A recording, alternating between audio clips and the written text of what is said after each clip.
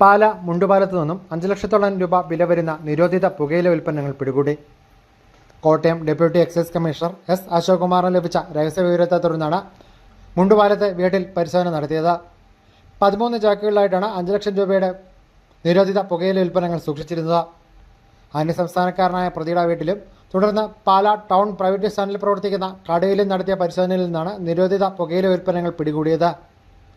പാല excise inspector KR Ramprasad നേതൃത്വം നൽകി.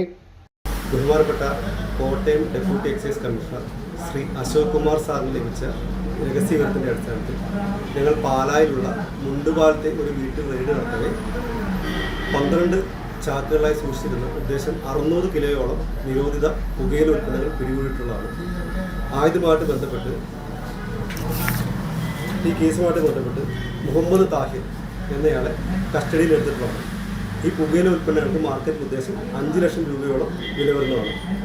ആയുധമായിട്ട് ബന്ധപ്പെട്ട് നിയമ നടപടികൾ സ്വീകരിച്ചു വരുന്നതാണ്.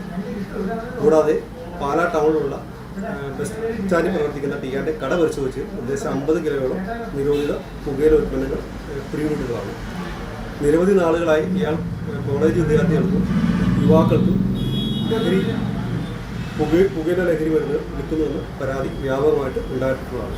പരിശോധനയിൽ assistant excise inspector Jixy Joseph, preventive ഓഫീസർമാരായ KM Suresh Kumar, P Ratheesh Kumar, civil excise ഓഫീസർമാരായ Ananthu K Sivan, Ramesh K Ramachandran, woman civil excise officer Priyanka K Divakaran, driver Muhammad Haris തുടങ്ങിയവർ പങ്കെടുത്തു. ന്യൂസ് ബ്യൂറോ, പാല.